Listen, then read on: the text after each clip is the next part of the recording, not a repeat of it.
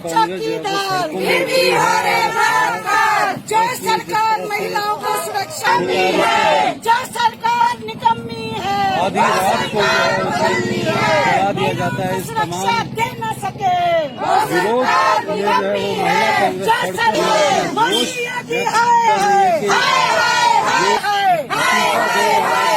वो महिला कांग्रेस मोदी योगी इस्तीफा दो,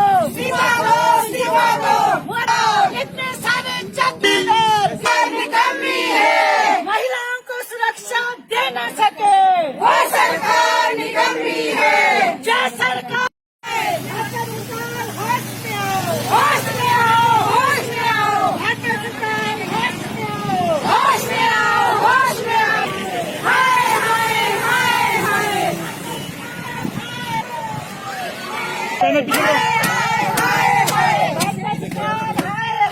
हाय हाय हाय हाय इतने सारे चौकीदार फिर भी हो रहे बलात्कार। इतने सारे चौकीदार फिर भी हो रहे बलात्कार।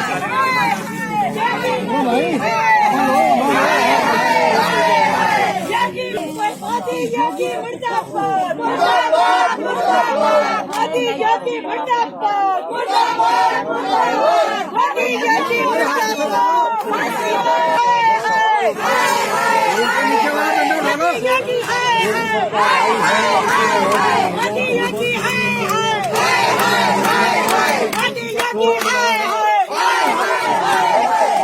योगी है, मोदी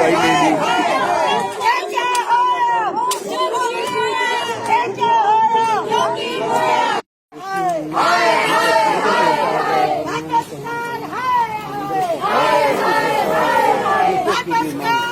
तरह से देश में महिलाओं के प्रति, बेटियों के प्रति अत्याचार बढ़ रहे हैं, उनके साथ बलात्कार हो रहा है और उसके बाद हत्याएं हो रही है। और ये बेशरम सरकार मूक दर्शक बनकर बैठी है। और सबसे बड़ी बात आपने देखा होगा, जो हाथरस में बेटी के साथ बलात्कार हुआ और इतने दिनों तक सरकार इस बात से भी इनकार करती रही कि उसके साथ बलात्कार हुआ है, लेकिन सत्य में जयते, सत्य की हमेशा जीत होती है और सच्चाई को कभी छुपाया नहीं जा सकता है। बाद में पता चला कि उस बेटी के साथ बलात्कार किया गया और कितनी निर्ममता के साथ उसकी गर्दन तोड़ी गई थी, उसकी रीढ़ की हड्डी तोड़ी गई थी, उसकी टांगे तोड़ी गई थी, उसकी जबान काट ली थी। कितनी निर्ममता।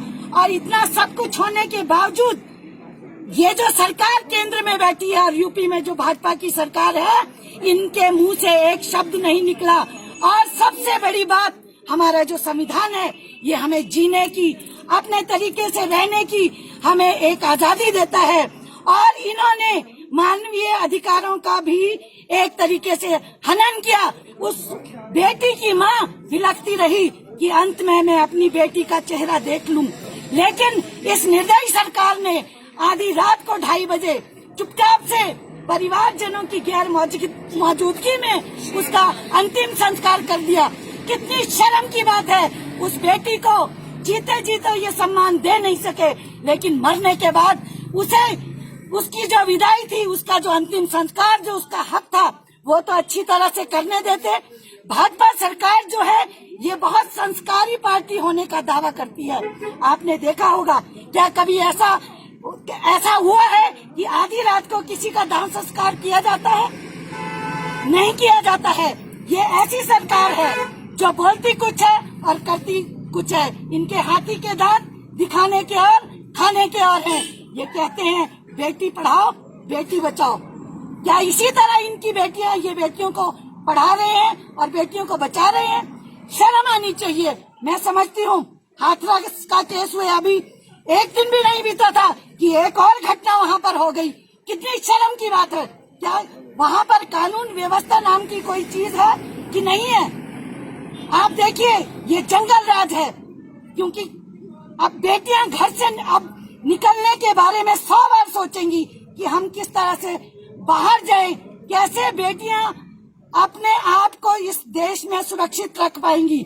क्या इन सरकार को थोड़ी भी शर्म नहीं बची है कि इस बारे में ये लोग बोले? और इतने सारे बड़े बड़े हमारे नेता जो हैं, हमारे जो आज जिनकी सरकार है, सबके मुंह सिल गए हैं, उस बेटी की जुबान काटी गई है, लेकिन गूंगे ये बहरे सब ये लोग बन के बैठे हैं जो आज सत्ता पे आसीन है। हम इनकी कड़े शब्दों में आलोचना करते हैं और हम मांग करते हैं कि योगी जी, आप राम राज्य की बात करते थे, ये राम राज्य नहीं है। राम राज्य में कभी ऐसा नहीं होता था, कभी ऐसा नहीं होता था कि बेटियों की इस तरह से हत्या होती थी, महिलाओं पे इस तरह का अत्याचार होता था। बहुत दुख के साथ हमें कहना पड़ता है, आज हम महिलाएं, आज पूरे देश की महिलाएं, हम लोग इतने दुखी हैं। ये लोग कहते हैं कि सिलेक्टेड विषयों पे ये लोग बात करते हैं, लेकिन कांग्रेस का कहना है कि बेटी चाहे जिसकी भी हो, जिस धर्म की हो, जिस जात की हो, देश के किसी भी कोने की हो, किसी भी बेटी की अस्मिता पे इस तरह से किसी भी बेटी की हत्या इस तरह से नहीं होनी चाहिए। क्या मैं ये पूछना चाहती हूँ इस सरकार से, बेटी होने की कीमत हम लोग कब तक चुकाते रहेंगे? कब तक हम अपने आप को बलि अपनी देते रहेंगे? ये बेशरम सरकार है, इनको बिल्कुल भी नहीं शर्म नहीं है, इतनी संवेदनहीन और इतनी निर्दयता की पराकाष्ठा है। हमने सोचा था कि जब पहले दिल्ली में हमारी सरकार थी तब निर्भया कांड हुआ था, उसके बाद